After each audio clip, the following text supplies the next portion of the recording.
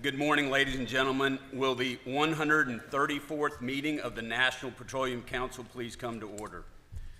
First of all, I want to welcome to all of you, members of the council, honored guests, and members of the press and public. We have what I think will be a productive and particularly informative meeting this morning. We have a very full agenda, a copy of which is among the papers before you. And we also have the honor of the Department of Energy's leadership participating throughout the session today. First, I will make the customary safety announcement. There are no scheduled fire alarms today, so if the alarm sounds, we will evacuate through the doors back here, up the stairs, and through the lobby to the street. The muster point will be immediately in front of the hotel on Pennsylvania Avenue. Now, if there is no objection, I will dispense with the calling of the roll. And for the members of the council, the check-in in the Buchanan room back behind us will serve as our official attendance record. Any member or observer for a member who is not checked in, please do so before you leave to ensure we have an accurate record for today's attendance. In addition to the audience in the room, we have an online audience that will be able to watch the live stream of our proceedings. This audience includes council members unavailable to attend today, as well as many of the individuals who have contributed to the study efforts we will be voting on this morning. And to those of you all listening in that did help out on the studies, I want to give you a personal thanks on behalf of the NPC for the great efforts that have gone on to get us where we are today. I would now like to introduce to you, and for the record, the participants joining me at our head table. To my immediate right, we are pleased to have Mike Wirth, Chair for the NPC Committee on the Hydrogen Energy, and next to Mike is the Honorable David Turk, Deputy Secretary of Energy. To my far right is the Honorable Brad Crabtree, who's the Assistant Secretary for Fossil Energy and Carbon Management, and next to Brad is Ryan Lance, Chair for the NPC Committee on Greenhouse Gas Emissions and the NPC Vice Chair. Next to Ryan is the Honorable Jennifer Granholm, Secretary of Energy, whose remarks are next on our agenda. Madam Secretary, we look forward to hearing from you this morning and to presenting to you the results of both the greenhouse gas emissions study as well as the hydrogen energy studies that you have requested. I just want to, before I turn this over to Secretary Granholm, I just want to recognize all the tremendous amount of energy and work that goes into these studies and all the volunteers that take time to do that. I know as we get towards the end of this study, people are always asking, how did I get drug into this? And I just want to tell you how appreciative I am of the efforts that you all put in and the time that it takes to get that. These are remarkable studies, and they will live on and provide great reference and pathways for the future. So thank you for your work on that. So again,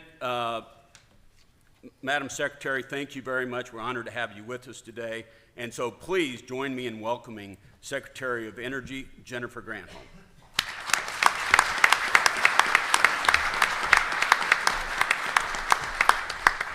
Great, thank you, Alan, and welcome everybody to the National Petroleum Council. Those of you who are veterans, those of you who are newer, really appreciate your participation here this morning.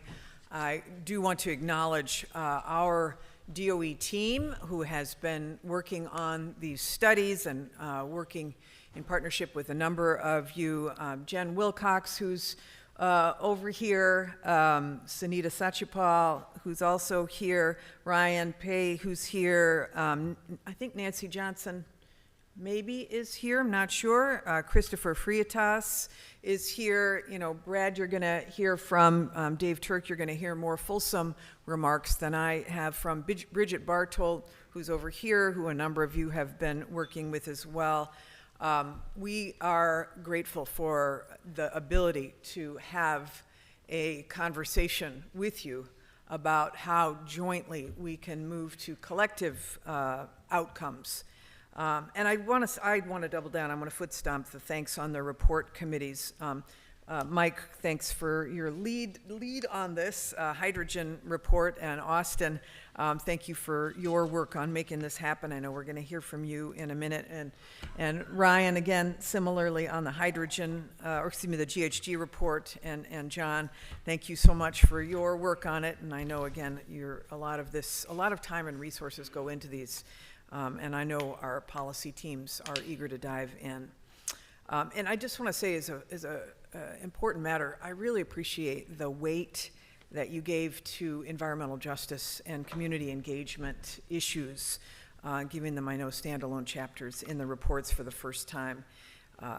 Your leadership on this has outsized impact, and look forward to hearing more about the findings. Okay. I'll just say one more thing about this. These two studies are really quite comprehensive. I invite the NPC to think about future topics as well, and I know Dave Turk has some ideas, and I know he's going to share some of that a little bit later. I thought I'd spend just a minute reflecting on how far this group, all of us, have come in the last 3 years. At one of our first meetings back in 2021, one of you asked me whether the Biden administration was looking for progress or for a fight. And I swear my answer was progress, and that means progress on climate change, progress on deploying clean energy, progress on decarbonizing.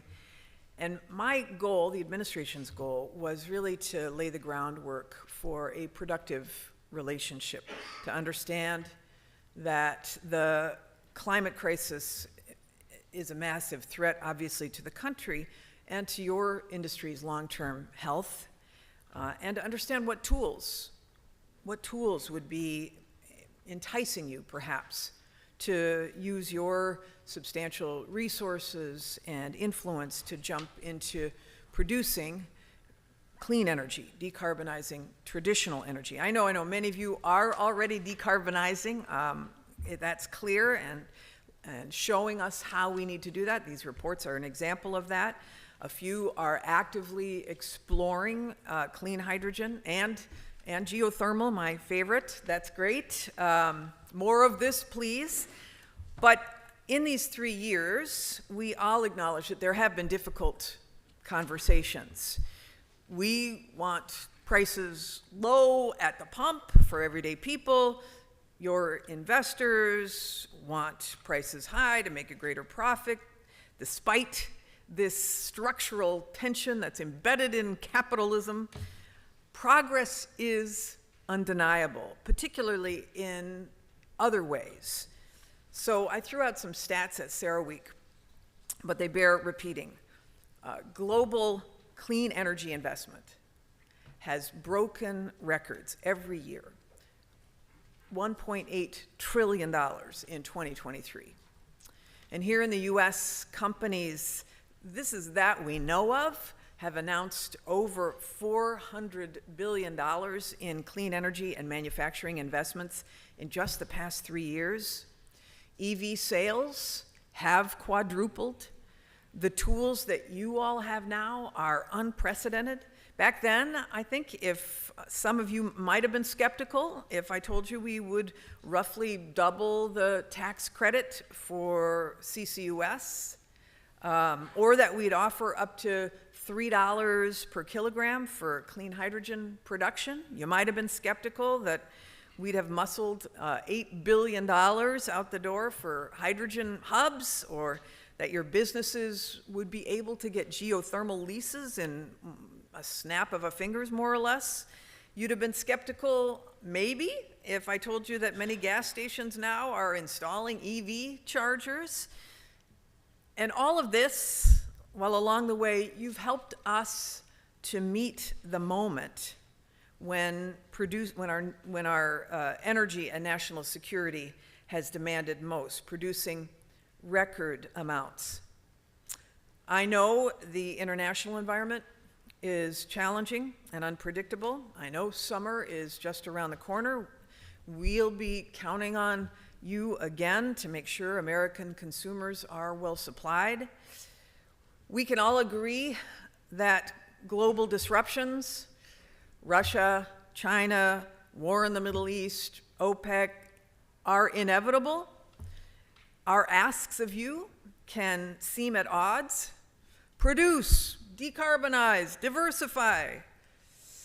And in moments, there will be folks who think it's easier or smarter or safer to stick to the status quo, who might think that a fight is more productive than progress. But not me, not President Biden, hopefully not you.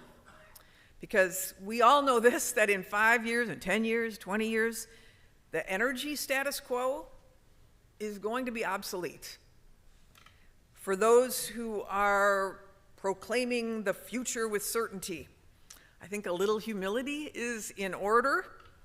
We're still going to need, obviously, secure supplies of traditional energy, but all of those consumers and communities and countries and investors who are calling for change today will have fundamentally reshaped the markets tomorrow. And technology will reshape the market as well. Maybe modular fusion plants, commercial fusion plants, will have supplanted traditional fuels for electricity. Maybe AI will have helped us crack the code on affordable, abundant, sustainable aviation fuels. Maybe semi-trucks will be powered with batteries made with materials from seawater or by geologic hydrogen. I mean, the scientists who are in our labs today are experimenting and researching and discovering solutions that'll be ubiquitous tomorrow. And as long as we follow the science and not deny it, and let that human curiosity and creativity and genius loose, I am optimistic that we'll continue to solve and improve and move. So, keep working with us. And together, I think we'll all build a trail that leads us to the summit. So thank you, and thank you again for the incredible work on these reports, and I look forward to digging in. Back to you, Alan.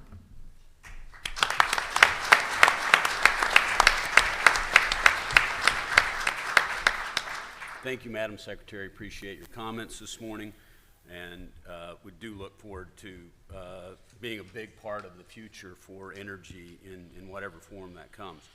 The next item of business we have is to consider the NPC Committee on Greenhouse Gas Emissions Study, and we'll discuss the findings and recommendations for that. And lucky to have Ryan Lance, and I'll call on Ryan Lance now to present an overview for the Greenhouse Gas Emissions Study. Ryan?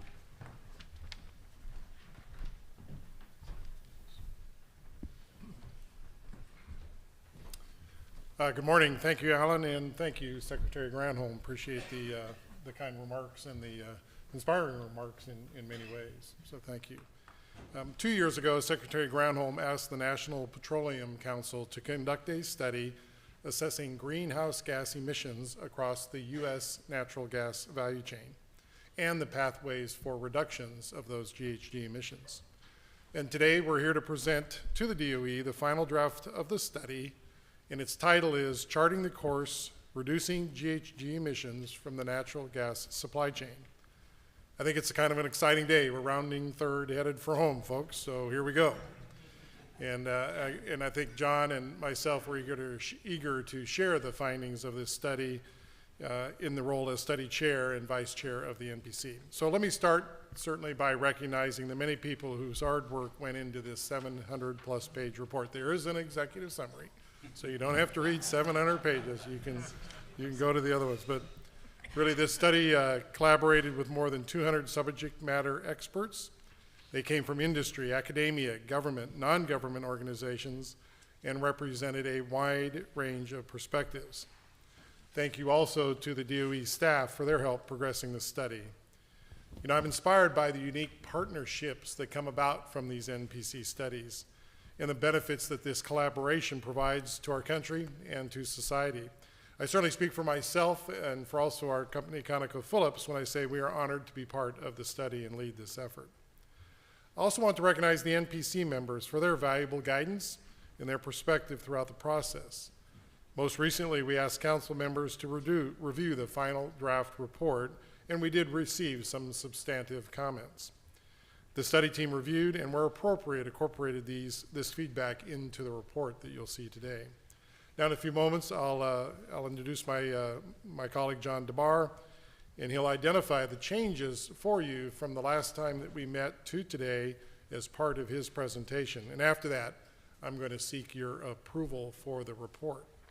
But before John begins his presentation, let me set the stage with a few general observations. The study affirms the essential role that natural gas plays and will continue to play in our energy mix, and the criticality that we prioritize reducing emissions along the entire natural gas value chain. So how do we do that? We use the integrated approach outlined in this report. That approach includes concrete recommendations for industry and government that could eliminate more than half of our GHG emissions today that exist in the natural gas supply chain.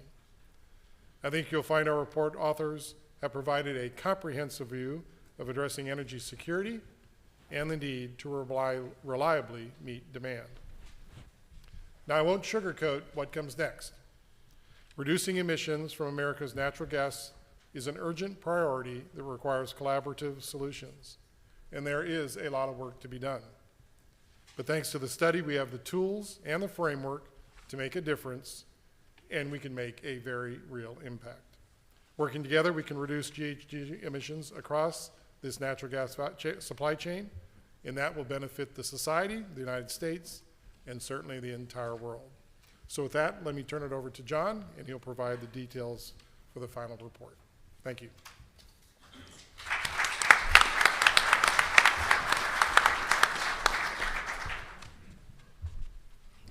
Thank you, Ryan. Secretary Granholm, Chairman Williams, thank you very much for, Chairman Armstrong, thank you very much for having me today. I'm John Dabbar. I was the chair of the working group that produced this study.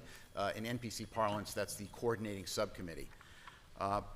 Today I'll be presenting some of the member feedback on the draft report, and this is important because it's incorporated then in the final report you'll be asked to vote on. I'll then do a dive into the process and findings and recommendations of the study, how you and the members of the public can access it going forward, and then in an appendix, recommendations categorized by different audiences. So we received 6 pieces of feedback on the draft report, which I'll describe for you briefly here and how we resolved them. We were asked to address in 2 ways the importance of natural gas in electric grid reliability and to incorporate the NERC findings on natural gas and grid reliability. We were able to include those, and we've made recommendations along the lines of increased government industry engagement on natural gas's role in the electric grid reliability. We've been asked to incorporate some recent technology developments on gas-powered engines and their emissions reductions. We had some references that we were able to incorporate. Those are now in the proposed draft final report. We were asked if the study could incorporate renewable natural gas, that is natural gas made from, for example, agriculture or waste. We explained that this was out of scope for the study, and we went to the study guidance letter that we received from the Secretary and said, for the purposes of the study, it was out of scope. We were also asked if we could evaluate regulatory changes to repurpose wells for non-oil and gas purposes. Well, that we evaluated that and said that was really out of scope for what we were looking at in the study letter. And finally, we were asked to reinforce that community engagement includes all relevant community members. That's certainly in the details of the report and in the reference documents that we incorporate. So those are the changes, minor changes. That text has been included now in the draft report that'll be for your approval later today.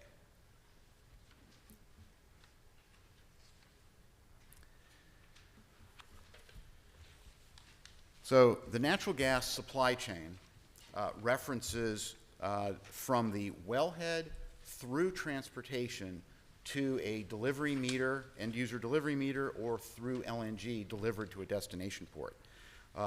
So we were able to look at the greenhouse gas emissions through that supply chain. We had a lot of detail in the study about different supply chains that were able to address it, but in the aggregate, it's wellhead through a major end user meter or LNG delivered. The data you see here on the 100-year supply of natural gas at current usage comes from the Potential Gas Committee at the Colorado School of Mines.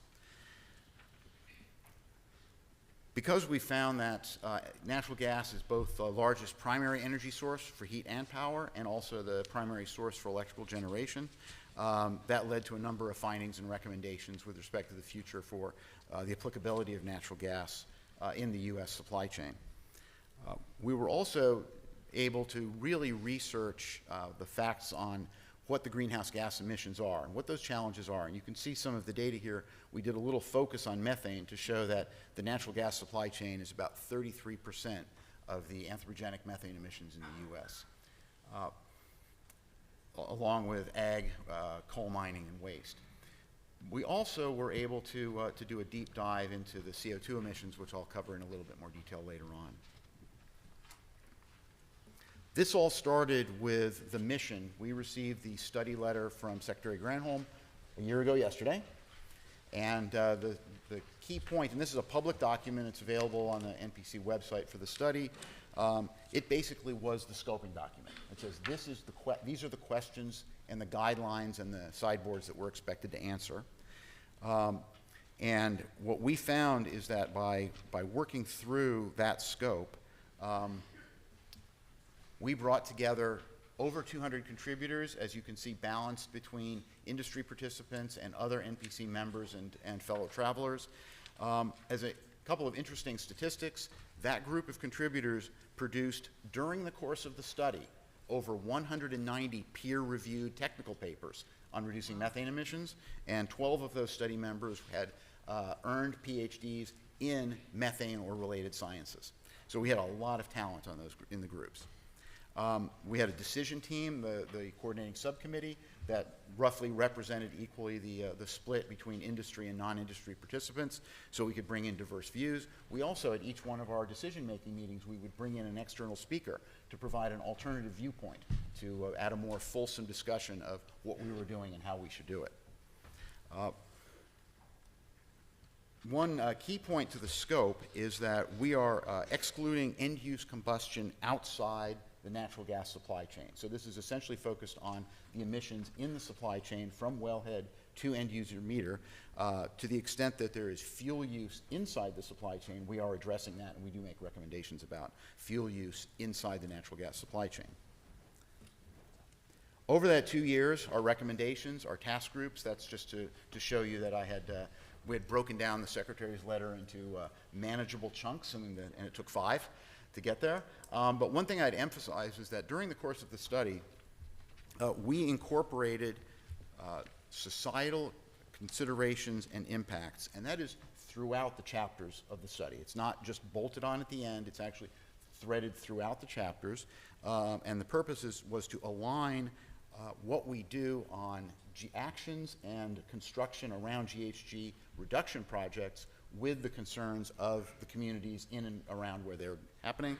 And also, we used SCI because it describes a wide range of the external concerns related to GHG reduction projects.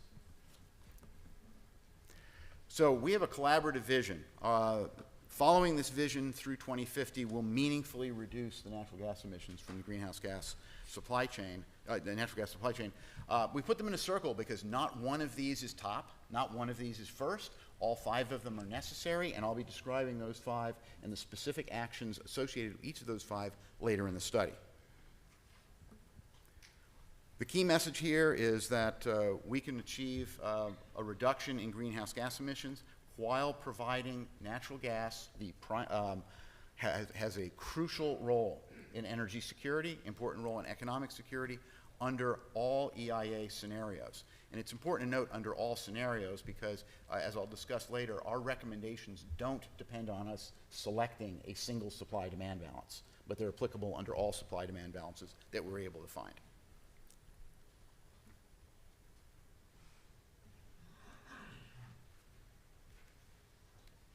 And the end result from this, we think a 50% reduction in the greenhouse gas emissions from the natural gas supply chain, and that requires both existing policies that are in place today, which I'll discuss in a bit more detail. They're activated by technology deployments and market mechanisms to both reduce CO2 and methane emissions. A little history, 2005 to 2019. Unconventional resources, the shale revolution, created affordable and reliable natural gas, which, as you can see, displaced coal in the power generating sector. We're not forecasting the future. This is a historical fact, but we wanted to put it in front of you because it's an important data point on the GHG emission effect of coal to gas switching historically in the U.S. One key finding or theme throughout our report is that methane and CO2 have different sources and therefore different actions for abatement. You can see we broke it down by the various stages in the supply chain. As I mentioned earlier, there's the fuel use inside the supply chain, which shows up on the lower right part of the CO2 graph, and then on the various segments on the of methane emissions on the upper left side. Again, what's important here is this doesn't change between supply-demand scenarios. We focused extensively on source-level emissions mitigation. So able to say this is where we have to reduce GHG or CO2 emissions, and therefore the actions become quite source-specific. That became a common framing through our recommendations process.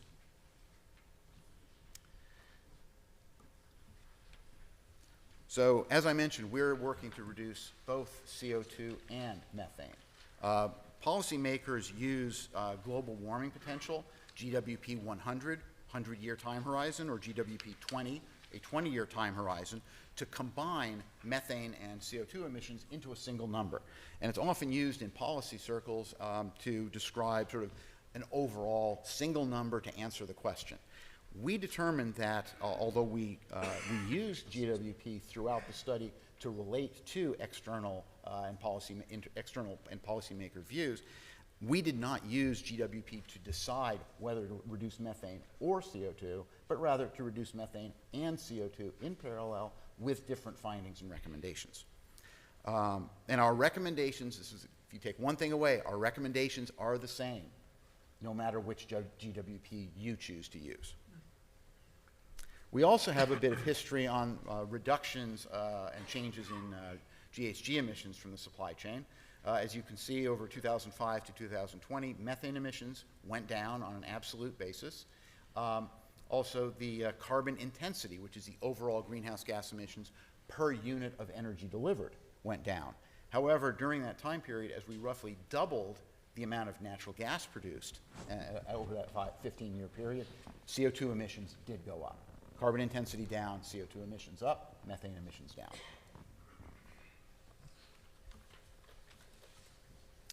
So we did a review of both the past regulatory activities and also the technology activities over the past 10 years. Because this is not all inclusive. These are the significant ones that we were able to put on a slide. There's also rules that are still coming out. In fact, the Bureau of Land Management issued its rules after we had submitted this report for approval. So it's still a fast-moving space. What we decided was everything that was in place at the end of 2023 would be in scope for this study. The assumption that rules that had been either promulgated in law or had been published in draft regulation would go forward substantially as proposed by the relevant regulators. We also assumed that over that 2024 to 2026 period, additional both regulatory policy items would come about. We did not do an evaluation of rollback. We did not say, what if these regulations were reduced? We just said, this is what's published. That is our existing policies case. We also assumed ongoing technology and research advances as described here. We see this as a real opportunity, and we do a deep dive on durable policy and durable regulation in the study. This is an opportunity for durable regulation and alignment across government agencies at the federal and state level to make more durable policy. So, going back to the point sources, we have three pathways to reduce GHG emissions across the supply chain. We call them existing policies, which is, as I mentioned earlier, everything that was in place at the end of 2023, delivered through roughly 2026. Continued reductions, which is what if we continue on trend for what those are, basically a more of the same. And then a step change, which is the TIP pathway. And that is essentially market mechanisms which can activate additional reductions in GHG emissions, mostly CO2 in this case, as you can see. We do a deep dive into market mechanisms, discussing the pros and cons of each and how they incentivize capital allocation to reduce greenhouse gas emissions, how they value carbon intensity reductions, and how they can incentivize differentiated natural gas. All of that built on a foundation, which I'll talk about more in a moment, of more accurate measurement and verification of GHG emissions as a measurement-informed inventory of GHGs for carbon intensity. But it's not just what we do, it's how we do it. What we found during the course of the study is that everything in a community is framed by its own historical practices, its historical knowledge. It's place-based and it's unique to each community. And only by listening and learning to the community's concerns, which will frame their view of your project that you're planning to implement to reduce GHG emissions. By listening to that, listening and learning, you can then collaborate and respond. We also did something innovative during the course of the study. We actually conducted polls and in-person focus groups with communities around the country to get data, not to validate best practices, but to validate the process of how our recommendations on engaging with the community how people would respond and react to that. And that's incorporated in our findings and recommendations. A bit on technology. What we found is that the different technologies are applicable for different types of measurement and quantification. There's a fair bit of challenge in the quantification effort, which goes into the number of variables and the atmospheric conditions around where you might be measuring and trying to quantify methane emissions. We do a really deep dive on that. I won't go into a lot of detail on the math and science, but what is important is that this is a rapidly evolving space. In fact, as recently as this past weekend, I was reading a pre-publication paper by one of our members on new technology that they're advancing. We interviewed dozens of technology providers to get the state of the art and understand where the country is today on technology. I'll also note a number of those came from national laboratory science that has then moved out into the private sector and commercialized. There is no optimum stack of technology. The technology is what is appropriate for the kind of emissions you're trying to find. What we see is an important benefit here from additional harmonization on the government's qualification of technologies for detection. Time and time again, we saw that different parts of the federal and state government had different processes for qualifying technology. Well, those technologies are completely agnostic about which regulator is looking over the shoulder. Meanwhile, we think that it's really important to address the needs of what we called less capitalized operators. We couldn't call them small because a couple 100,000 barrels a day is not a small operator, but in many cases they were challenged by the cost of monitoring and measuring technology. We held 4 focus groups with over 70 small operators. One guy that actually owned 1 well was thinking about buying a second one. And what we learned was that they were concerned that this was a big company science project and wasn't something that they would be able to afford to implement. So we made recommendations sort of in a 2-pronged way here. One is to scale up the deployment. Get that out there, but also get it out there to abate methane emissions. Don't just measure them and quantify them and report on them, but also take actions up front to abate. We do a deep dive in the report on, and I'll be making recommendations on how industry can collaborate to more widely deploy emissions abatement actions. Second, we are making recommendations to support funding and tax credits, specifically around the enhanced deployment, with a key focus on operators of marginal wells. So, life cycle assessments are a really useful tool for determining what the carbon intensity in this case of a natural gas, is. And we broke out 3 different findings or types of life cycle assessment results for 3 different supply chains. But what's important is life cycle assessments can be really complicated. A typical life cycle assessment might take as many as 150 variables to be accurately characterized. The work that we did determined that, in fact, you can accurately characterize an LCA with only 22 variables. We harmonized that with a number of external studies. We validated it with 4 external study groups. And we produced a life cycle assessment model, the SLING model, that is publicly available. We'll be releasing it concurrently with the study, along with the user manual.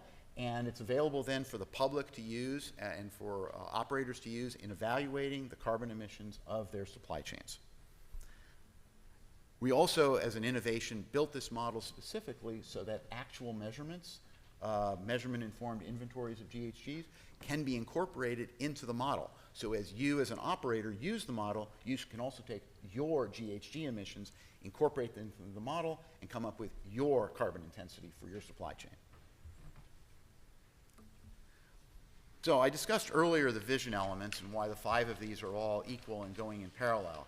I'm now going to do a deep dive into the time sequence of these 5 areas, and I'm going to highlight 4 very specific ones that are important takeaways of things that we're going to be doing, we want to be doing going forward.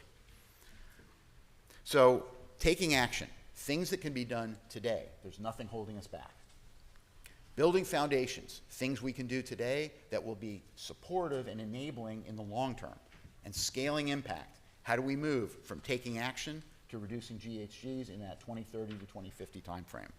And I'll point out 4 very specific ones. First, on the building foundations regarding measurement, we then recommend that there should be standards associated with differentiated natural gas. How can natural gas be credibly differentiated in its GHG intensity? And we're recommending that work on standards effort is important there to be a foundation for the future. On the incentives for GHG emissions abatement, and we're recommending, and particularly on scaling impact, introducing new market mechanisms. And we have a thorough review in the study of market mechanisms and the pros and cons of each. And they come in all sizes, small, medium, and large, and industry-wide and more targeted. And we think that it's worth putting a lot of effort into the market mechanisms because they will incentivize the right kind of capital deployment for GHG emission reduction. I mentioned on regulatory effectiveness and durable policy. We see that the work on durable policy that we described is also appropriate for permitting processes. Durable policy on permitting will make permitting for GHG emission reduction projects more likely to take place and more likely to be accepted in the communities where we work. And finally, industry actions. I was challenged by the non-industry members of the group, so half of you, to say, well, what is industry going to do? What are you going to do right now, and what are you going to do in the future? And there we really recommend, and we see a path forward on enhancing industry and operator cooperation. We see a big role for the federal and state trade associations as a convening authority. We also see a role for the federal government in restarting the PTTC with a focus on using that for GHG emissions reduction technology sharing. In closing, the 6 key themes that we worked on: the crucial role of natural gas and the importance of harmonized government policy to encourage both energy and economic security through the use of natural gas. Societal considerations and impacts. Reducing GHGs requires building and taking action in and near communities. Measurement, the role of technology and the role of measurement-informed greenhouse gas inventories. Research and development with a strong leadership role for the national laboratories. Deployment at the operator level and basin level. Life cycle assessments, where we have democratized the use of the model and allow you to bring in real-world measurement. And finally, industry collaboration on greenhouse gas reduction. Here's how you can access the study report. Website, QR code. This will be on the website so that you can access it directly from us. I'm not going to review them, but on our appendix, which is also available on the website, we have some slides on target audience specific recommendations. Mr. Lance, I'm All right, finished thank you, with the John. presentation. Now, we come to the part where we open it up to any final questions or comments. I'll ask John to stay at the podium, but we want to open it up to Madam Secretary, to the NPC staff, folks that are in the room here today, part of the NPC study, for any questions, comments, or deliberation before I read a motion for acceptance. So we want to have that time for discussion, maybe. Madam Secretary. Great, thank you. Just a couple of questions. Thanks so much, John. Appreciate it. On the issue of MMRV and making sure we get the monitoring right, as it coincides with trust in the community, does the report take a look at third-party validation and how that monitoring and reporting out should be done in order to engender trust? Yeah, we had a rather lengthy discussion about third-party validation versus validation against a third party's standards. And I think that's where we differentiate.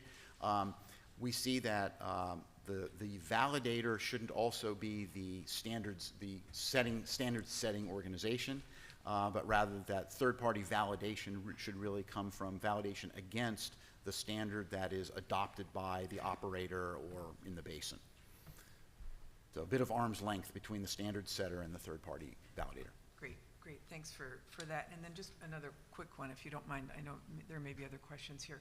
On the incentives that you referred to in your solution grid of there, I'm assuming the new market mechanisms, are you referring there to a price on carbon? So that is one of many that we studied. We took a look at a number of different options that are both regulatory market incentives, structuring a market like a low-carbon fuel standard. We refer to that as one example of a working one. We do refer to a price on carbon. We also look at what we call voluntary market mechanisms. The very fact that a company commits to net zero by 2050 is essentially a market mechanism. They're saying that's what we're going to do. So we have a number in there. Price on carbon is only one of them. Thanks. Thank you, Madam Secretary. Any other questions from the audience? Yes, Mark. John, can you talk a little bit more about the rollout plan for the industry? You touched upon it, but you've got a series of lectures. Mark, I think we have a mic that for everybody's benefit. Thank you. Sorry about that. Can you talk for a moment? Yeah, you're good. Yeah. Can you talk for a moment about the rollout plan to industry, especially the smaller operators that you'd mentioned before, and elaborate a little bit on that, please? Sure. So we have a two-pronged rollout plan. Through DOE, we've set up a list of federal and state agencies, Capitol Hill, et cetera, to roll out the findings in the study, specifically with recommendations for them. The second prong is using the trade associations as convening authority, both here in DC and also at the state level, to roll out these recommendations for actions by industry. And that's taking place over the next roughly 6 weeks. Thank you, Mark. Any other comments or questions from the floor?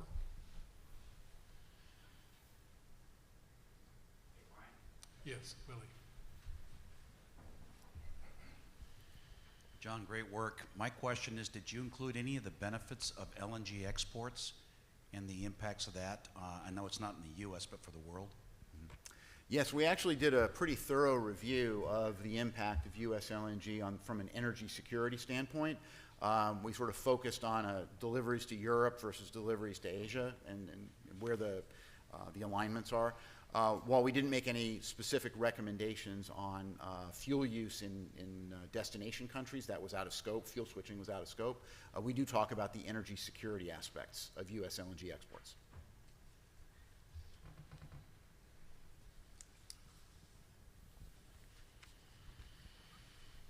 Thanks for all your work on this, John.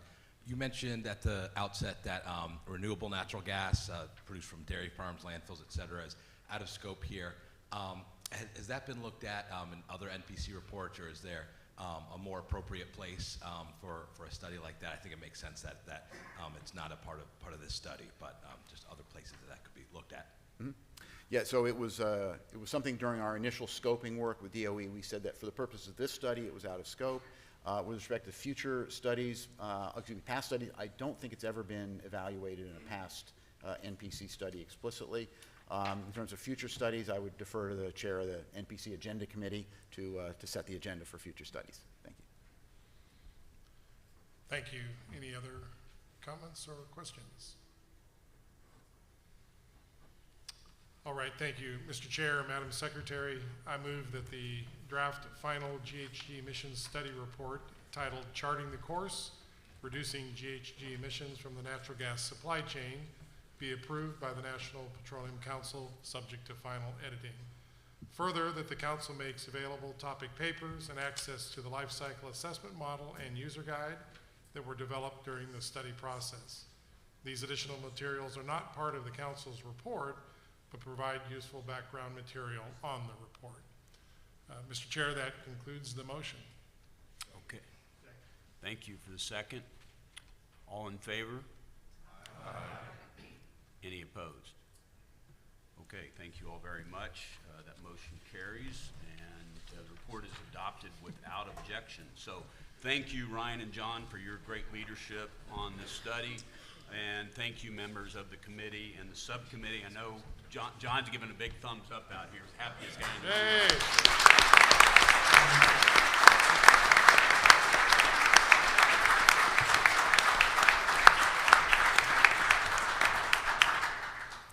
So that really was, as you could see, a very comprehensive report. Studied a lot of a very wide range, despite some of the limitations that John mentioned. It was a very wide-ranging topic and a lot of opinions to be reconciled, and the team did a fantastic job of getting that done. So our next order of business is to consider the proposed final report from the NPC Committee on Hydrogen Energy. We will discuss their findings and recommendations and vote on adoption of their proposed final report. Mike Wirth, chair of the committee, will present the report overview. Mike? All right, thank you, Mr. Chairman. Madam Secretary, esteemed colleagues, I'm pleased to present the findings of our study entitled Harnessing Hydrogen, a Key Element of the U.S. Energy Future. Over the past 2 years, this committee has evaluated the current state and potential future state of our domestic hydrogen ecosystem and the role hydrogen can play in reaching U.S. climate goals. Over 200 experts for more than 100 organizations served on the study's committee, subcommittee, task groups, teams, and subgroups. These representatives included policymakers, academics, nonprofits, NGOs, DOE staff, hydrogen consumers, industry experts, and other relevant parties. It's noteworthy that a study of this magnitude achieved very high levels of alignment across such a broad and diverse group. While this approach took a little longer, we believe it ultimately yields a higher quality work product and better advice to the Secretary and Department of Energy. Importantly, this study included a regional analysis of supply and demand to provide a detailed view of the pace of growth for low carbon intensity hydrogen along different production pathways and in different parts of the country. The report includes 19 primary findings and 23 primary recommendations organized in 3 categories of critical enablers that could aid in rapid, low carbon intensity hydrogen deployment and progress across all regions.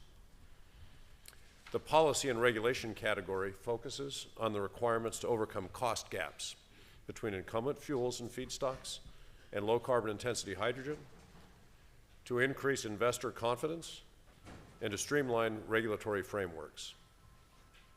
The societal considerations category addresses impacts and safety to ensure reliable value chains, while also providing societal benefits, improving community engagement, and enabling workforce development.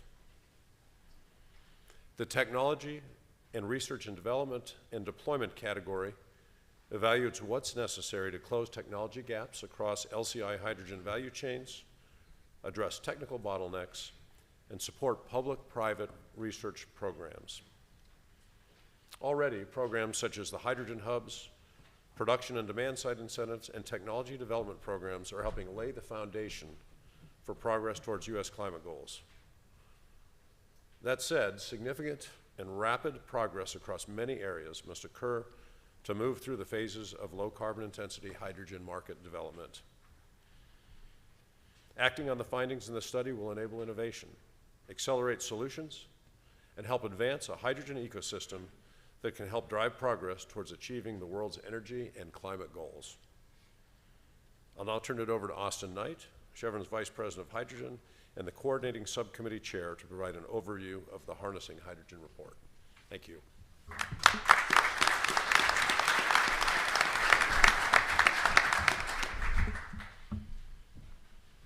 Hi, everyone. Thank you. Last December, we were able to share some major findings from the work that we had been putting together, and I am very excited to finally be able to talk about recommendations. I think this report is outstanding. It is a robust report that's very grounded in the fundamentals, and we believe it will have high impact for many years to come. We think that this report is complementary and additive to a lot of the great work that DOE has been doing, putting out the hydrogen roadmap, the liftoff reports, other things that have been developed in the past 2 years while we've been working on this study. And this report is very much aligned with the Charting the Course study that was just presented, especially around the carbon intensity of natural gas value chains, and also in the societal considerations and impacts approach that we use and the recommendations that we make. Just to emphasize the diversity that we had in this study, we believe this is one of the strengths of the NPC, is to bring together this great group of experts from across industry, but beyond industry, and into other parts of the economy of interested parties in hydrogen.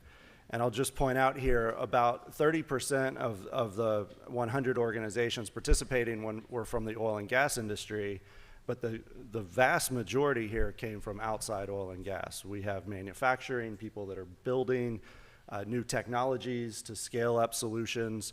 We have, of course, industrial gas companies here, power companies, and a number of nonprofits, university participants, NGOs at the table as well.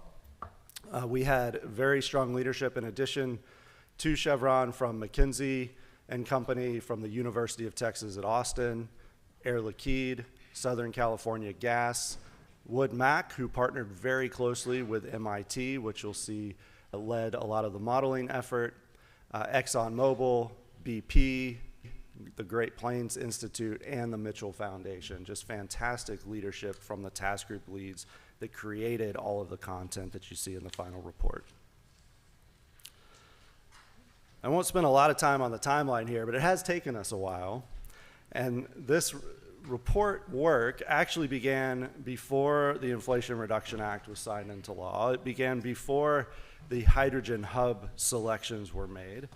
And while we incorporated policy like the IRA that developed along the path here, we were not working to address directly and respond to each shift in the market as it occurred. We recognize this space is moving very quickly and the landscape changes. And so we believe that we put the best expert thinking into this report, taking what was happening in the current environment as policies were developed, but we were not necessarily tailoring our approach as we went to every change that happened.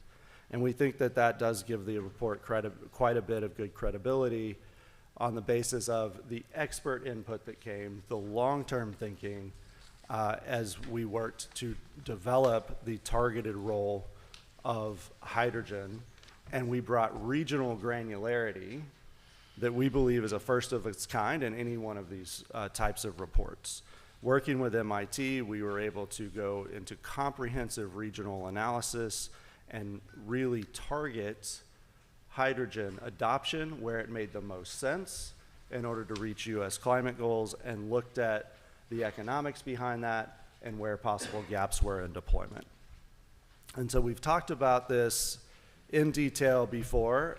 The next bit is some of repeat from those of you that saw the report findings in December, And I want to make sure we get to the recommendations, and so I'll go through this, but maybe a bit quickly. Just to reiterate, we partnered with the MIT Energy Initiative in the modeling effort. We calibrated the inputs to the IEA World Energy Outlook 2022, and we incorporated projections and data from many, many experts in the field that are working all of these topics today. We essentially built out two different scenarios. One was based on stated policies as they exist today. We modeled the deployment, the optimization of all solutions in the energy market to model what would occur under policies as they're stated now. That's the stated policies case. And then we forced a net zero by 2050 outcome. And what we wanted to do was to be able to look at increasing carbon prices over time for a deterministic outcome that would deliver an optimized view of achieving net zero by 2050 in the US. We believe this is an extremely useful tool. It is not a crystal ball. It can continue to be modified and accessed working with MIT, and it is not precise, but we do believe it provides many, many regional details that are available in the model that can be accessed in the report. And in the printouts that you have of this presentation, in the appendix there, you'll also see we recognize there's some important assumptions that have gone into the model, and there's some limitations of it because it's a model for the future. But again, we think it is very useful. I'll start with a couple of the findings, and these will look very familiar to what some of you have seen before. First, when we look at the model and the overall optimization of the entire energy system, we are not on the path to net zero with the current policies. And that's why we modeled the two stated policies and the net zero case. We do find that in the goal to achieve net zero by 2050, low carbon intensity hydrogen can account for a reduction of about 8% of the US emissions. This mostly comes from the more hard to abate sectors, which we'll talk about. We also find that the total cost to society in the US of reaching net zero with our projections would cost society about 3% of projected US GDP in 2050, but without deployment of low carbon hydrogen, that number could be much higher. The report points out specifically a range of $160 billion to $260 billion per year higher cost to society of reaching net zero if you deploy the next best alternative, which is more costly than hydrogen in these sectors. I want to speak a little bit to what's going on in the background of the model. In order to force a net zero scenario, the model increases in the background a cost of carbon over time and builds adoption of alternate solutions that recognizes lower carbon intensity value over time to 2050. And you can see here the way on the top line, the model is ramping up that cost. This is what's required to gain adoption relative to alternatives, which we'll talk about a little bit later. You'll see overall in 2050, the average cost of CO2 abatement is about $250 a ton in this model. The top marginal cost for that last ton abated is around $700 a ton. We've included a lot of expert input here from MIT. Direct air capture, DAC, is one of the limiting factors on the top end. This is not a DAC study, so we use the expert input to model this, but we do not comment on the rollout of direct air capture more broadly. We just want to show here that that is that marginal rate limiting solution at the top end of the model projections. So what does that mean for hydrogen adoption? On the demand side, we do see some increase in hydrogen adoption under stated policies, going from about where we are in the U.S. today at 10 to 11 million tons per year, possibly as much as doubling by 2050, under stated policies as they exist. So we are seeing some foundations being laid. That comes from hydrogen hubs, that comes from the IRA 45V credit, it comes from other programs that DOE and others are implementing. And so we see this scale up, but it is just not enough to reach scale, and it's not enough to get the carbon abatement that's necessary in support of net zero.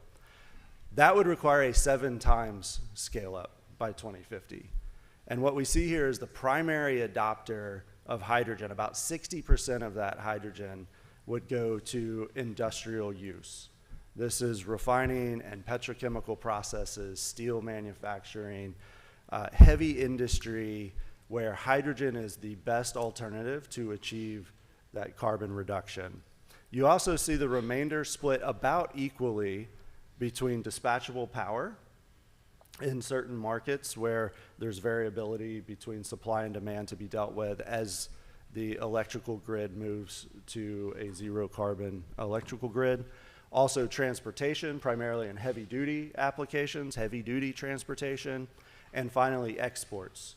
And we think exports is a significant number here in the total that you will start to see primarily from the US Gulf Coast, supporting other countries' decarbonization goals when they're not energy independent. We looked at then how are those molecules best produced? And again, here you see the difference in the stated policies and the net zero scenario. Obviously, the 7 times scale up in net zero is substantial.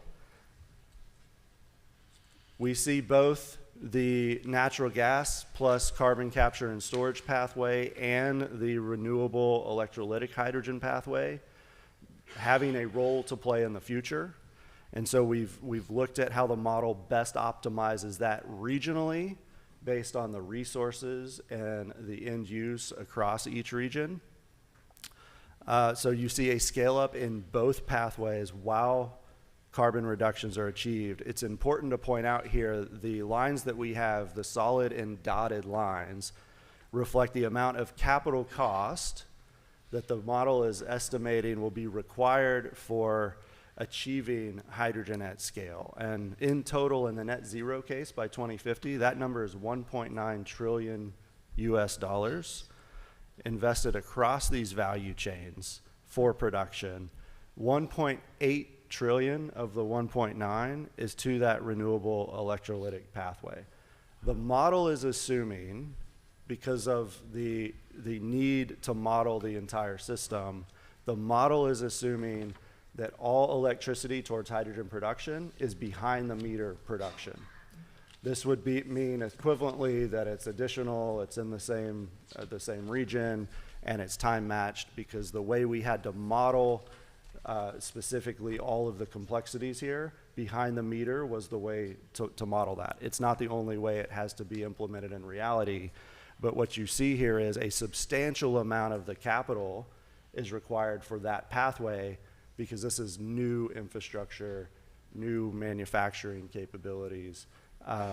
It's different than the natural gas and carbon capture pathway, where you're already building off of some foundational infrastructure elements that exist.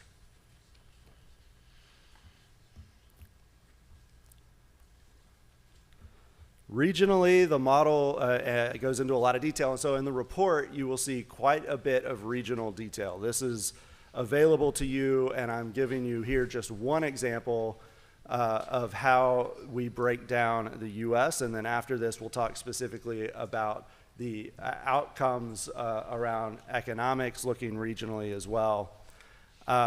What we see here is that there are 3 main geographies of adoption. In those geographies, the report goes into even further granular detail, primarily seeing about 60% of demand showing up on the US Gulf Coast in particular. This is because of the resources that exist there with natural gas, with geology for carbon sequestration, with wind and sun, and also export capabilities. including the fact that it is a major industrial hub. So a lot of the demand comes from the U.S. Gulf Coast, but you also see scale up and significant demand in the U.S. West and the Great Lakes region. Again, this model is targeting what is the best alternative for each region and optimizing around those solutions. We think that there's really great and novel data here that will allow people to unpack the specifics that are important to them as they look to deploy solutions in the regions in which they operate. Now, the challenge with all of this is that long term, the math still doesn't work. So the study provides estimated levelized costs of hydrogen. It looks at the primary production pathways that we have across regions. This chart has a lot of information, and you have it in front of you. It's similar to what we showed in December, just to ground you a little bit. On each side here, one side you have U.S. Gulf Coast industrial demand, and on the right you have U.S. Gulf Coast transportation demand. This is looking at the trajectory of cost improvements over time that we anticipate. This does not include IRA incentives because in 2050 those are expected to be phased out based on current policy stated as 10 years. And so what we see here is very clearly there continues to be a cost gap in the comparison of low carbon intensity hydrogen to the fuels it is replacing.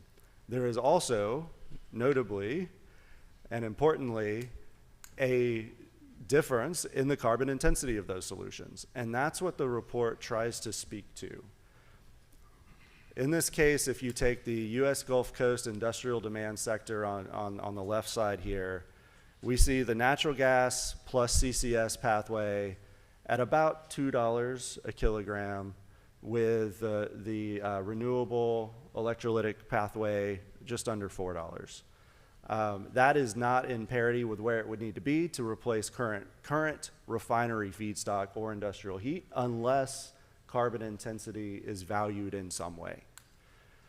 And so you see here where that would need to be, and the report will go into lots of details of getting to something lower. In the transportation sector, it's similar. There is a large gap there as well. The prices are higher because in the transportation sector, there's more distribution and transportation distribution cost involved. And so the cost gap is only part of the story, but of course carbon intensity and the comparison here is really the big story, and we believe policy efforts are needed to start to close that cost parity gap, in addition to technology developments and building out social acceptance. And so that's what I want to speak to in the key recommendations. As Mike mentioned, we came up with 23 recommendations with very strong consensus across that diverse group of participation that you saw. This is just a fantastic outcome going into a lot of detail, and when you pull the report, for those of you that have seen it or go look at that report later today, you will see many details of exactly what we think looks appropriate within these different recommendations. But we've split these into three categories: the policy and regulation, the societal considerations and impacts, including safety, where we have 5 recommendations that are fully aligned and consistent with the Charting the Course study, and also technology, research, development, and deployment. I'll speak a little bit to what's in these. And the first biggest thing that can be done to move the needle in this space is to deploy an economy-wide price on carbon. The NPC reports in the past have also made a similar recommendation. We believe that that's going to be most effective and should be transparent, should be technology neutral, and should also make sure there's a level playing field, not putting the U.S. at a disadvantage relative to imports or for exports. But we also recognize that there may be necessary policy to bridge the U.S. to getting to an economy-wide price on carbon. And so I want to point out here that we look at other demand and production side incentives, including looking at and proposing low carbon intensity standards, both in the industrial space and the transportation sector. And so again, being technology neutral and providing a level playing field. If there's not an economy-wide price on carbon, we make recommendations to implement a carbon intensity standard in industrial operations and also a low carbon intensity fuel standard for the transportation sectors. In addition to that side of the incentives, we do address the 45V production tax credit under the IRA in some areas. Now, the study participants, with the diversity of the group that we had, could not agree to every aspect of what good rulemaking would look like in 45V. There is diversity of views here, especially around the 3 pillars of electricity matching. As I mentioned, the modeling is all behind the meter, and so the results show you what that looks like in that case. We don't speak to that specifically in our recommendations. What we do speak to are 2 areas. One would be to match the 45V tax credit to the way companies look at investment and the investment analysis, matching that better with asset life cycles. And there today, when we look at a 10-year credit for the IRA, 45V, the participants believe that is just not long enough to appropriately weigh into the analysis of making investment decisions. The other area was to utilize GREET and the GREET capabilities in the calculation of carbon intensity to allow for differentiated gas, co-production of other products, allocation of carbon intensity in a way that is verifiable and reflects the real carbon intensity of the pathways being used, not only the average of the GREET model. Not all study members could agree on exactly the best way to do that, but there was strong alignment and consensus around the need to have better recognition of these pathways to get to the real carbon intensity and carbon reductions. I'll also point out we talk about codes and standards, including deployment of infrastructure and a global carbon intensity certification, some way to translate those standards and have certification across geographies outside of the US. We also specifically point to regulation around permitting processes. And so no surprise, we've talked about that at NPC meetings before. We would like to see a more efficient process for permitting. We talk generally to permitting. We also talk specifically about interstate hydrogen pipelines that are not blended. These would be pure hydrogen pipelines crossing state boundaries. And we speak to Class 6 well permitting for carbon storage in support of the natural gas plus CCS pathway of deployment. Next, on the societal considerations and impacts and safety, we recognize that many companies do already conduct robust community engagement processes. Those companies have been intentionally addressing societal considerations as their project development for quite some time. And this space continues to evolve and improve. And so there is an opportunity for broader adoption of community engagement. There is an opportunity to bring best practices to be more visible and to show what the real impacts of those activities are. And so we will speak specifically in the recommendations to the transformation of the way community engagement is done, really working to shed light on best practices and the impact of those best practices working in communities, to provide some clarity to structures of how to communicate with outreach materials, how to involve others from the community in those processes, to ensure that there's appropriate workforce development, and also labor engagement. And finally, all of this, of course, needs to be done safely. And so we speak to the safety elements that are crucial to gaining social acceptance of hydrogen.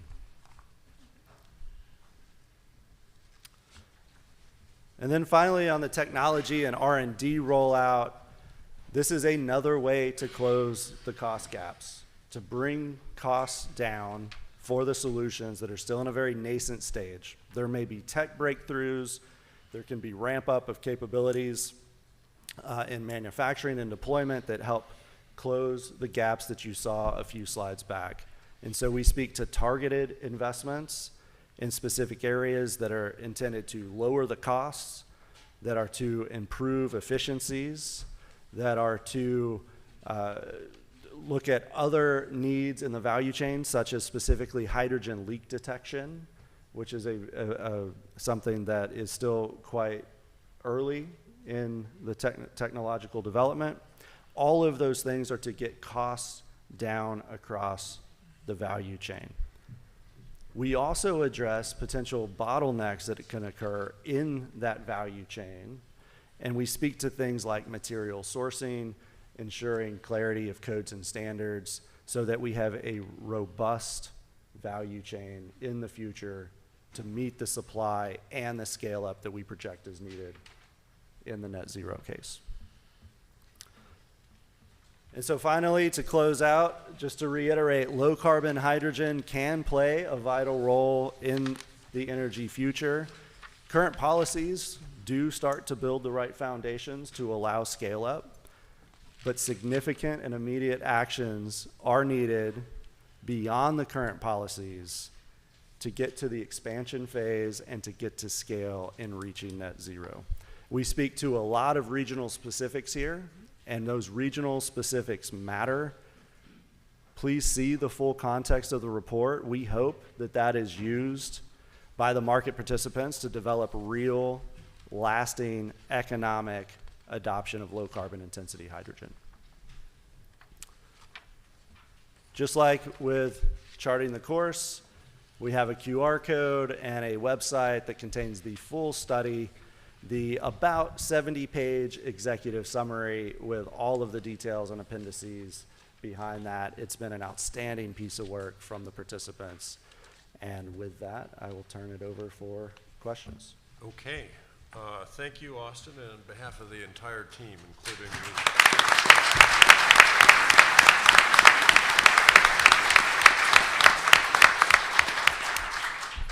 on behalf of the study committee, the steering committee, the coordinating subcommittee, and all the task groups, I'd like to thank Secretary Granholm and the Department of Energy for your leadership and commitment to determining how hydrogen at scale can best be deployed. We'll open it up now to members of the council for questions, comments, or feedback. Now start with Madam Secretary. Yeah, thank you so much. This is a bit sobering, given all of the effort that we have been putting into hydrogen, clean hydrogen, both on the deployment side as well as on the research side. And so I want to just ask a couple questions on the incentives. I get the price on carbon obviously is an issue, and that's a heavy lift from a policy point of view. But so I'm wondering on the incentives. So obviously the incentives for 10 years don't give the certainty necessary. So it'd be great if those were expanded. The 1.7 trillion that you identify as associated with electrolyzer-based hydrogen, that is not an annual number. That's a CapEx number. Total capital for deployment. Right. And so was there recommendation regarding a production tax credit or investment tax credit increases? I mean, is there a level at which that it makes more sense to pursue if we extended those? The way we've looked at it is with the modeling, where do we land in that gap? And then that gap is what needs to be closed. And so we give some examples of what we think types of policies could be to close it.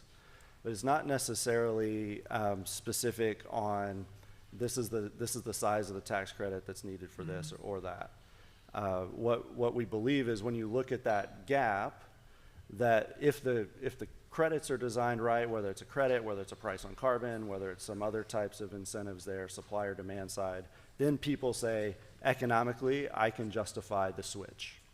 And so that Got it. adoption We then got will work to do occur. on that then. Yeah. So I noticed that your evaluation of the fuel stock, if you will, was based on natural gas and renewables. Was nuclear considered? We did not model nuclear specifically in the overall rollout, but it is spoken to in the narrative as a pathway towards the low carbon intensity hydrogen, yes. Right, although that's expensive too, of course. Yeah. And then finally, you referenced the export market potential, and I'm wondering, did the study look at which markets were most fruitful in terms of export? So for export, we took, there's quite a wide range of uncertainty and views of where exports will go longer term, but we took input from a number of the participants in the market now. A lot of that is assumed to be ammonia exports going either to Europe or to Asia, as the US still remains one of the best low-cost energy producers in supplying those markets. Thank you. Steve, I think I saw a microphone delivered to you. Thank you very much. In your presentation, we talked about U.S. Gulf Coast demand, and I don't want to be presumptuous, but in the Great Lakes, is it outlined the demand of the Great Lakes as well? We do. Regionally, we go into all of those details. The Great Lakes is one of those regions where we see adoption. It has ample wind and some sun, and it also has industry there that would be primed to adopt.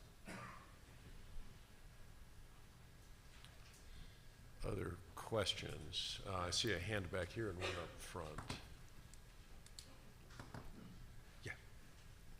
Jose Perez with Hispanics in Energy, and thank you very much for the work. It's really tremendous, and I'm glad that I was part of this, and I totally appreciate what you guys go through to put these things together. So it really is an amazing task. I am, well, I agree with the Secretary. It's a little sobering, some aspects of the study, but we're still encouraged and we're hopeful. And we would love to see hydrogen develop in the United States as it was envisioned. And so we are making sure that 20% of America's population, which is Latino, is engaged. So we are doing these community forums to bring the leadership along. And so I really appreciate what Chevron is doing, and Exxon Mobil and some of the other companies that are supporting this effort. So I just wanted to commend you and tell you that I really appreciate playing a role in this. Thank you. Thank you, Jose. Okay. Thank you, Jose. Question back here in row 1, 2, 3. Over on the end.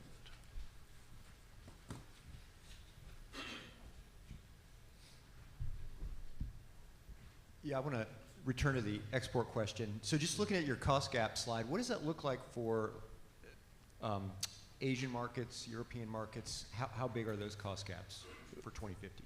We did not model the adoption overseas, just given the complexity of that and the role specifically looking at the US. And so we looked at other reports and analysis that exist to determine what volume to put on that export assumption.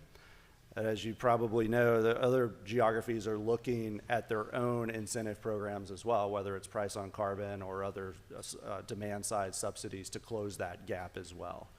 And so today, those gaps still exist, but they vary region to region.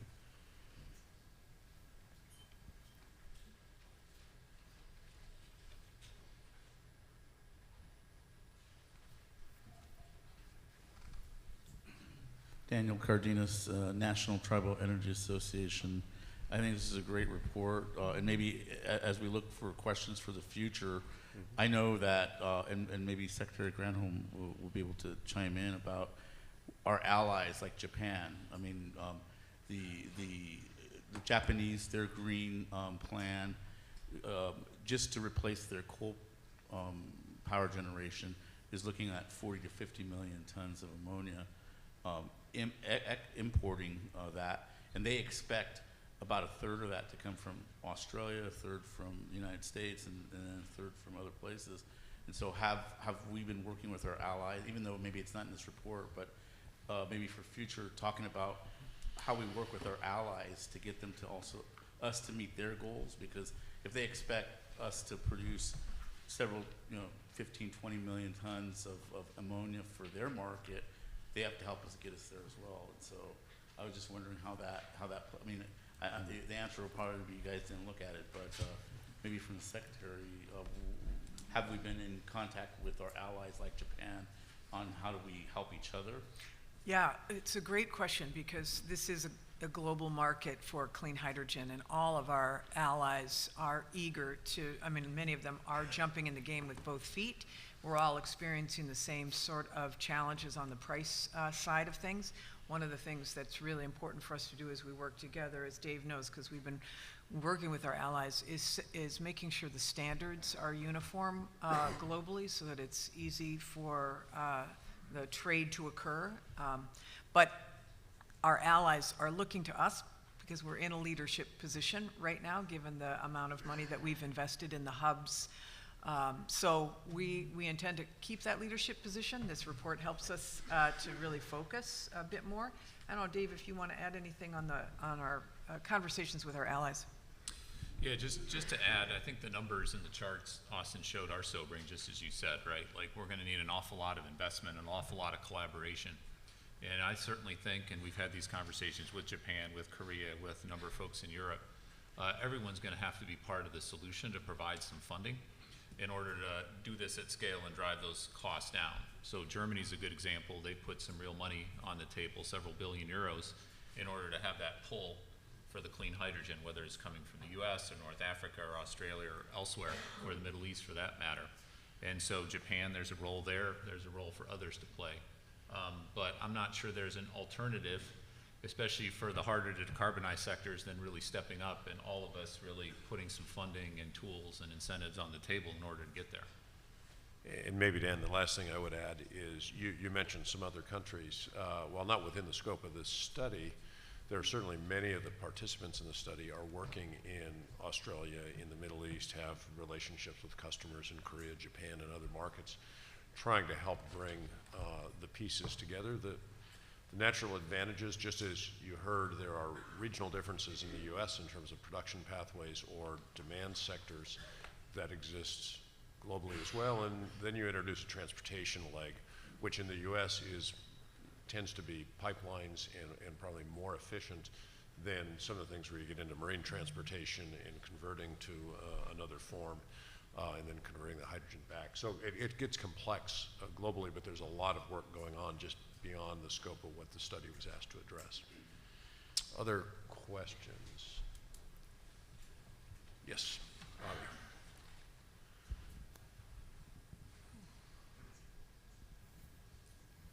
Bobby.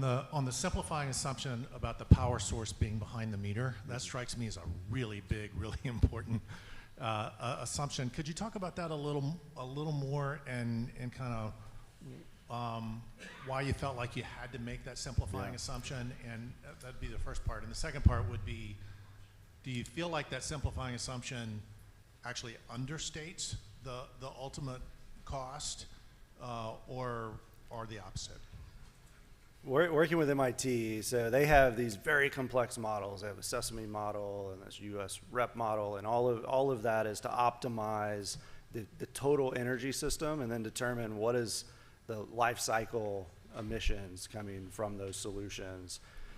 And when we were looking specifically at how do we deploy hydrogen, there's just too many unknown variables where we're not experts in the electricity markets to try to model all of what that might do over time, and you have to force some assumptions in. And so one of the forcing assumptions was the grid will decarbonize by a certain point in time, and separate from that, for deployment of hydrogen, you have different pathways. One of those is based on electricity.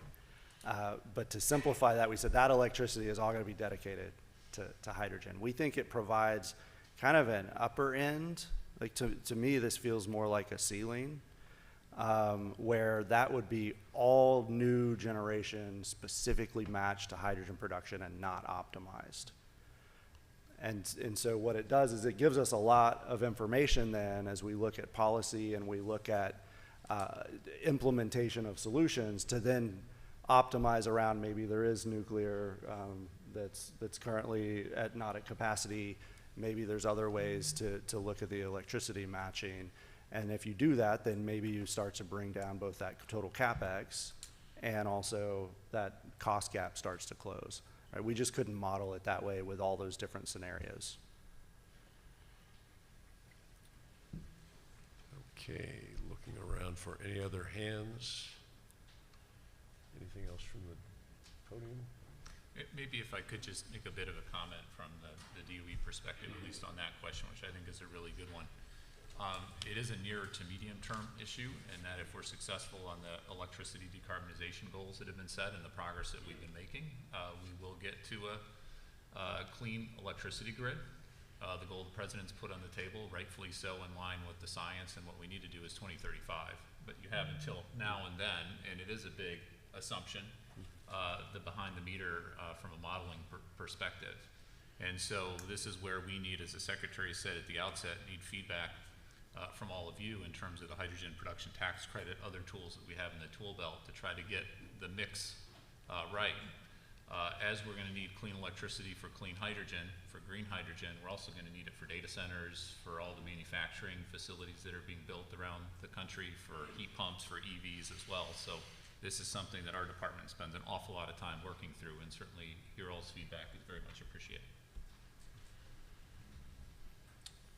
Okay, seeing no other hands, Mr. Chairman, that completes our report. I move that the NPC approve the report as the Council's response to Secretary Granholm's request for our advice, subject to final editing. Okay, thank you. We have a motion and a second. All in favor? Aye. Aye. Any opposed? Okay, thank you. That motion carries and the report is adopted without objection. Long, arduous process to get it. Thank you.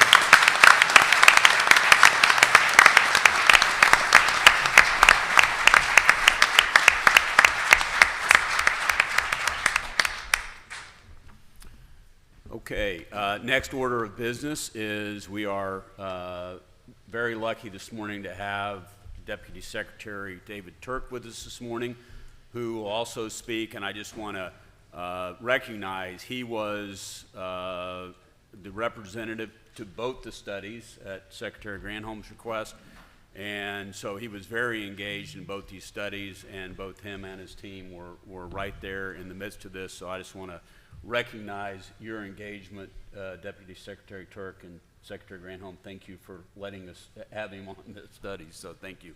And with that, we'd love to hear some thoughts from you, Secretary Turk.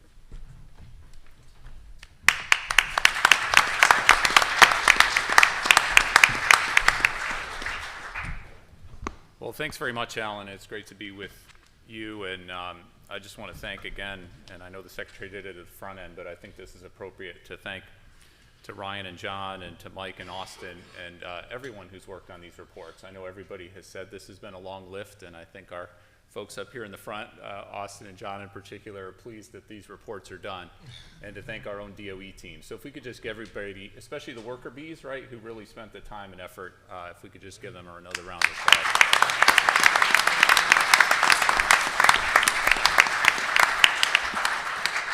And I'm going to focus my remarks, as the Secretary said, on what's ahead, what more we can do to collaborate between our department and the NPC and with all of you more generally. But I want to take a bit of a step back, if that's okay, and just think about the last few-year period of time. It's really quite remarkable, I have to say, what we've all been through. I know I've been traveling a lot through airports. Our Secretary's on the road even more. I suspect all of you. You don't see too many masks these days, and it feels like we've all moved on a bit from COVID, and probably our fellow Americans don't think as much about Russia, Ukraine, and some of the other geopolitical challenges that we've had. But it's really been a remarkable and a very challenging few-year period of time. One thing that I've certainly seen in this role is the world is absolutely better off because the U.S. is an innovative, a dynamic energy powerhouse. There's no doubt in my mind that that's the case. Certainly look to our European colleagues as they've been dealing with challenges from Russia, Ukraine, and what that's done with natural gas, but otherwise. And so just wanted to recognize that very clearly. The U.S. being an energy powerhouse, a dynamic, innovative energy powerhouse, is not only good for the world now, but will be good for the world for many, many years. And just wanted to recognize that and appreciate that as we look back on the last few-year period of time. I think it's also incredibly important, and the Secretary referenced this, there's not a conversation that we have as we work with the White House and others in this Biden administration where we don't focus on affordability and what prices mean for folks trying to live their lives out there around the country. I know you all focus on that as well as we approach the summer driving season, as we think what we all can do for our fellow Americans, all our neighbors, all our moms, our dads, our kids out there. We need affordable energy. We need affordable energy now for Americans, and just wanted to say how important that is on behalf of all of us in the administration, and we will do our part to do whatever we can on that front. Looking back and taking a step back, thinking of sustainability, just a few candid remarks, if I could, from my end. The Secretary referenced some investment numbers on the clean energy side. We have seen progress, but as I think Austin's charts showed so well in the hydrogen context, the numbers are the numbers and the science is the science. And I think many of you are engineers or come from backgrounds. The Secretary and I always like to, I don't know if we joke or we mean it seriously, we're a bunch of nerds and data nerds and scientists and engineers and technologists at the Department of Energy. The science is the science and the numbers are the numbers. When you think about what we need to do to get to net zero by mid-century, and that's what the charts that Austin was showing and what that's needed in the hydrogen context, and just in the hydrogen context, you could have similar charts, frankly, that looks at a whole bunch of other technology solutions in other sectors. In fact, one of my favorite pieces of analysis when I worked with the International Energy Agency was looking across all the sectors and technologies. My colleague, Kamal Ben Nasser, who was instrumental in this effort, it's called Tracking Clean Energy Progress, looked at the progress we're making collectively as a world, private, public, all of us together, of those 50 different technologies and sectors, which ones are on track for that net zero future. And it's not just a net zero future science tells us we need to be on. 140 countries in the world now have net zero goals in line with what the science is telling us. Over half of the major corporations around the world have those net zero goals. I'm not sure too many people have looked under the hood of what's necessary to actually get to those goals in the real world at the pace and scale that we need to. Of those 50 different technologies and sectors, Kamal can tell you it's three sectors right now that we're on track. That means there's 47 different sectors and technologies. Hydrogen is one of those sectors and technologies that's not on track. I think you can't look at Austin's charts and not see that very graphically represented. Doesn't mean we're not making progress. We're making remarkable progress in solar. That's one of the areas that we are making progress on. Right now, 4% of our electricity is generated by solar. That's going to increase just over the next 2 years to 7% in our country. So there are areas where we're making significant progress, but it's not nearly at the pace and scale that we need to. The consequences of here are stark. I know you all know this. You all read the news. You all follow your own analysts who are looking at this. One of the things that really sticks in my mind is one of our national labs. We've got 17 national labs across the country, phenomenal technical expertise. Took a look at all the hurricane data recently, all the wind speeds and how quickly hurricanes are forming. And they're now recommending that we need a Category 6 hurricane. Category 5 hurricane is not enough. We need to have a Category 6 because of what we're seeing out there, again, in the real world. Just reading some of the news and the clips that the Secretary and I and others at the Department of Energy get this morning, there's now a new estimate coming out of the Potsdam Institute that says global warming, if it's left unchecked, is going to be a drain of 19% on global wealth by 2049. So 19% of the wealth we would have had is going to be evaporated if we can't do what we need to do, what 140 countries have already agreed to do, what over half of the corporations of the world, largest corporations of the world. But it is daunting to look underneath the hood, to really look at the numbers, to explore the numbers, to have real world conversations about what it takes to get there. The other data point on the starkness of the challenge that faces us is we've had historic legislation, thanks to President Biden's leadership and an awful lot of key folks up on the Hill. A couple of years ago, the Inflation Reduction Act in particular, but the bipartisan infrastructure legislation. Our country, before those pieces of legislation were passed, was on a trajectory to reduce our emissions 20% from where they were in 2005 to 2030. Now, 20% is better than 10%, better than 15%, better than 5%, but that is not the trajectory we need to be on by 2030. The President has put a goal in line with the science of being at a 50% reduction by 2030, just a few years from now. That historic piece of legislation, and it was historic, not only the biggest piece of climate and clean energy legislation in the U.S. history, it's actually the single biggest piece of legislation on clean energy and climate in the history of the world. But that's only good enough to put us on a trajectory to get to 40% emissions by 2030. So all of that investment into tax incentives, all the grant money, all the work that we're doing at the department throughout the administration, and of course this is all driven by entrepreneurs and companies doing things out in the real world and us trying to enable it, just gets us to that 40% reduction. So 20 to 40% is great, but even that doesn't get us to where we need to go. So just to put some numbers on the table of what the challenge is, really extrapolating, if I could, from Austin's charts of what's necessary on the hydrogen side. All right, so let me share a few thoughts, and Alan, thanks for some time this morning as the new chair to sit down and some thoughts on the NPC and what more could be done together in the constructive spirit that the Secretary outlined at the beginning of the meeting. One thing I'm struck by in this job in particular, having worked with many of you over the last few years, and I'm reminded by the great philosopher Stan Lee in Spider-Man. I can't remember if it was Aunt May or if it was the uncle in the movie who said it, and I think different ones may have said it in different movies. With great powers come great responsibilities. And I am struck by the powers that this industry has. It's really quite remarkable. You think of the technology expertise, you think of the logistics expertise that you all have, you think of the money that you all have, you think of the lobbying power that you all have. I think the greatest power you all have, and I know, Mike, you would agree with this, others, executives up here, Ryan, Alan, others, it's the people that you all have. Incredibly, incredibly talented folks. I don't need to tell you all that.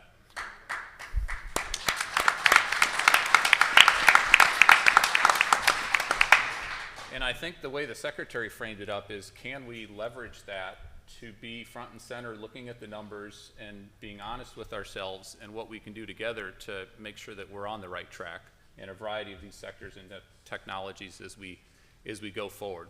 So with that spirit in mind, a few thoughts on the way ahead. I'll comment on both of the reports really quickly. Methane, I know, is something a lot of us have worked on for years and years as someone who's worked on the original oil and gas methane partnership. I know we're now up to 2.0, and there's a lot of other efforts out there, voluntary and also regulatory as well. This is the single biggest no-brainer to all get our acts together on this front. I know you all know that, and I think this report is terrific analysis to get on with it, right? We just need to get on with this at scale, at pace, and reduce our emissions. The technology's improving so quickly. We've got a very dynamic technological environment with the monitoring and other pieces on it. So if there's things that we can do to help Brad and his team from the fossil energy and carbon management side, but otherwise, let's just get on with it and reduce emissions as quickly as we possibly can on that front. On the hydrogen side, the one thing I'm struck by, and I know, Alan, you've stressed this in your new chairmanship, these big reports are phenomenal. They really are phenomenal in terms of the depth and scope. But hydrogen's an area, just like methane, where things are very dynamic, things are happening very quickly. We need your dynamic feedback as we're thinking of the hydrogen production tax credit, as we're thinking of the other tools that we've got in the tool belt. So there's an open question for you all of what is the best modality to have back and forth. There's certainly an opportunity for shorter reports that are more time limited because things are so dynamic, and we need that feedback so we can play our role going forward as much as we can. We have set up within our department a hydrogen group, pulling folks from all across the various offices. Sunita's the head of that hydrogen group. so that we can, a joint strategy team is what we call it, so that we can be efficient in terms of our engagement and think of all those levers and how we adjust those levers to try to deal with the challenges, but the opportunities going forward. So there's a question for you all on the modality of working on hydrogen, but other issues as well. CCUS is an issue I know you all have focused, we've all focused on from the Department of Energy side for so many years. My basic takeaway on that is similar to methane. Let's get on with it and do this in the real world. And we need your all's feedback. We've obviously got 45Q and the tax incentive piece. There's the permitting issues. There's the way we all need to go forward, as the Secretary emphasized at the very beginning of the meeting. We did appreciate the real focus on the hydrogen side in particular, but the methane piece on the local communities and doing right by our environmental permitting and all that. But it doesn't mean these things need to lag and drag out for years and years. We just need to try to tighten up timeframes, and eager to work with you all so we can get on with it. I think CCUS is one that there's going to be a lot of skepticism out there, if I can put it candidly, unless we do this at scale and we show that we do this right. And there's an opportunity in front of all of us to do it, but the clock is very much ticking on that front. Just two other areas to highlight. One is a thanks. Many of your companies now are already investing in or thinking about investing in the critical minerals and supply chain side of things. We're going to need critical minerals in the supply chain piece going forward at scales that we've not seen before. And so if there's anything that we can do with our analysis, with our partnership, to explore areas where it makes sense for your particular companies or the industry as a whole to get involved, we are very eager, whether it's lithium or any number of other areas, very eager to partner with you all. Last one I want to say, and I know it's a little weird to talk about electrons and not molecules, but what's happening on the electron side of things and what we're going to need in the U.S. on the grid is quite remarkable in many ways. A lot of people talk about data centers and AI and what that means in terms of the additional load that we're going to need on the grid. We're estimating right now that data centers are responsible for about 4% of our electricity in the U.S. About 15% we think is from artificial intelligence, and that 4% for data centers overall is expected to grow.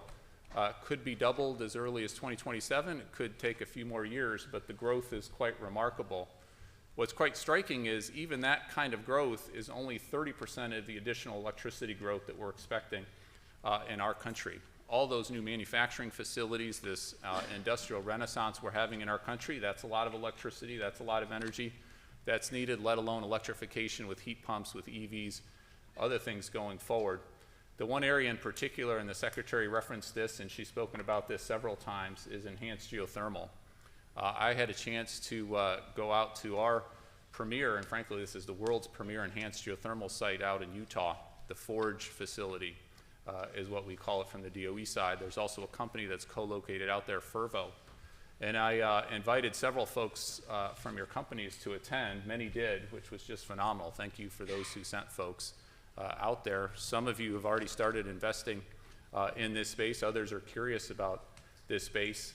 What struck me is all the drilling technology that you all have perfected for many, many years is now being utilized, and expanded to drill deeper. Enhanced geothermal drills deeper, you get hotter, you get electricity production, you get 24/7 electricity production. That's something those data centers are eager to have supplied.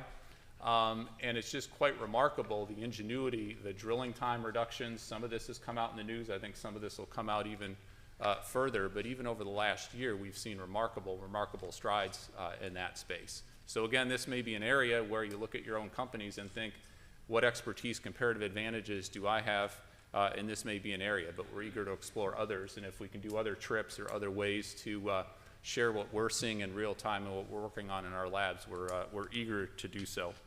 But thanks, Alan. Let me conclude. Thank you, Alan, for taking on the chairmanship of this group. We're eager for your feedback, informally, formally. Maybe it is in the shorter duration, smaller report kind of modality as well. But again, thank you for all the partnership.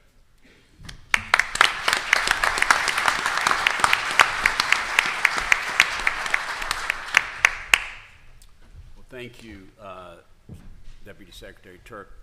Really, a lot of interesting thoughts there looking forward and what we can think about for the next studies. I think all of us would like to see our studies sped up and meet the timelines that we operate under today.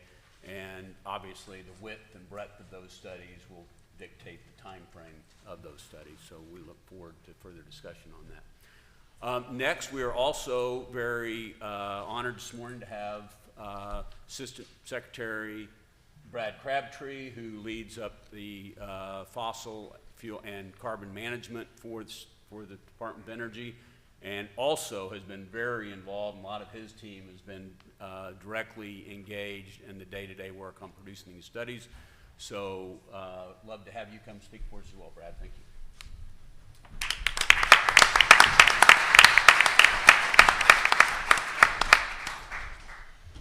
Thanks, everyone. After all the remarks and great presentations, there's actually not much left to say. The Deputy Secretary actually did what I was going to do, which was to start off and just recognize everybody that's contributed so much. The co-chairs and the committees, the MPC staff, the team at the Department of Energy. I won't repeat all that except to say one more big thank you to everyone. And as Alan mentioned, I had the privilege to be able to join recent sessions as these reports were finalized, the online sessions of both committees, and then the in-person meetings recently in Houston. And I was just really impressed with the effort that everybody collectively put in together. And so I thought I'd just conclude by just a few quick appreciations that come from having observed that process. First of all, I just think that both of these reports are really poised for impact. The timing could not be better. The deputy mentioned, others have mentioned all the work that's happening on measurement and MRV and natural gas, the policies that are being rolled out thanks to the infrastructure legislation and the Inflation Reduction Act. All that's happening in real time right now. And the greenhouse gas emissions report is just an extraordinary validation of all of that at a critical moment. Similarly, it's already been noted, but the hydrogen report, we have for the first time a set of policy tools in this country that really reward clean hydrogen production across multiple pathways. And with the rollout of the hubs and the tax credits, this report too will have a huge impact. And there's a lot of realism in the hydrogen report, but that itself, I think, is helpful right now. Building on what the Secretary said, I also just really want to recognize the effort that you all put in on community benefits and environmental justice.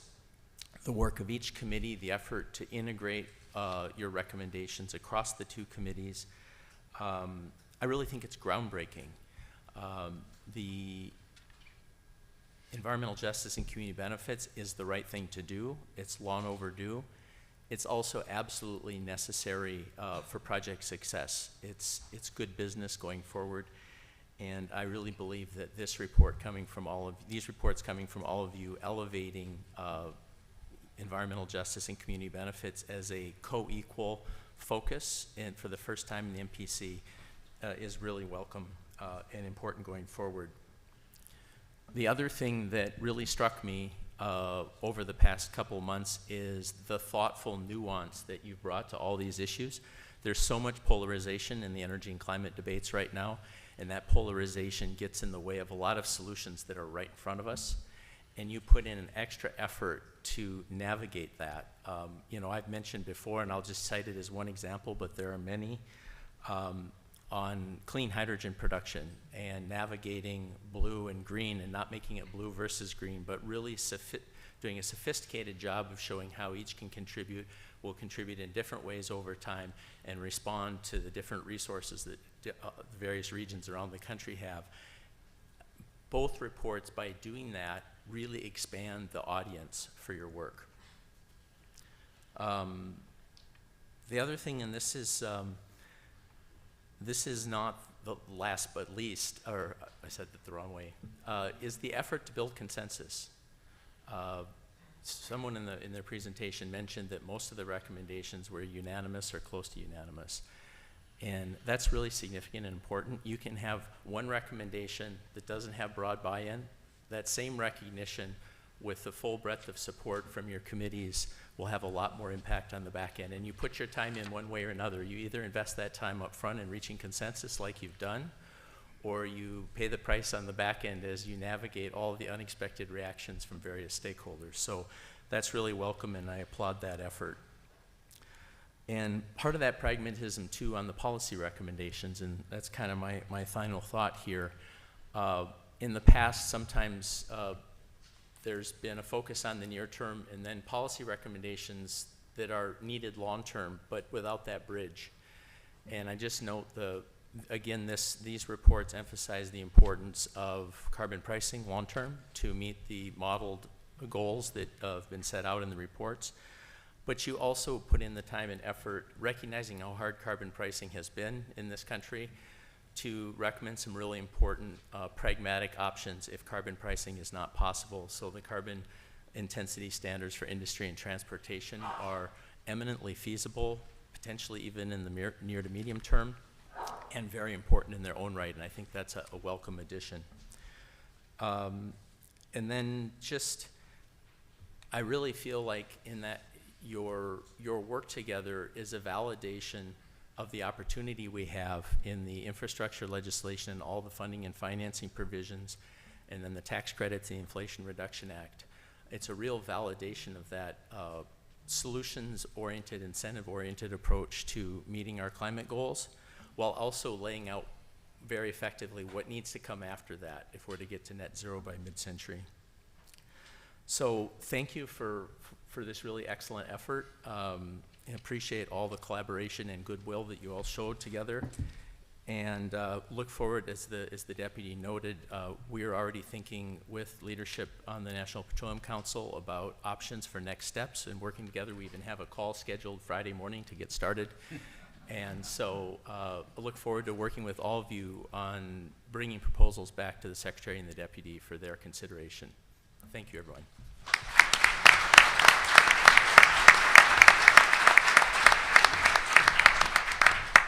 Okay, thank you, Brad, and please give our thanks to your staff for their support as well. And I would just say we appreciate the Department of Energy being here this morning, the leadership being here. Thank you all so much for your engagement, and we wish you the best in directing the nation's energy policy, and we hope these reports are constructive in that path forward. So thank you for being here this morning. Okay, before briefly addressing, we do have a few administrative matters on the remaining agenda here, and I do have an announcement though. We will have a press conference in the Buchanan room beginning at 11:45, and both the study leaders will be for both the greenhouse gas and the hydrogen energy will be available to respond to questions for the press at that 11:45 meeting in the Buchanan room. So our first administrative item this morning is the report of the Finance Committee. Byron Dunn, Chair of the Finance Committee, had to return to Dallas early this morning, unfortunately, for a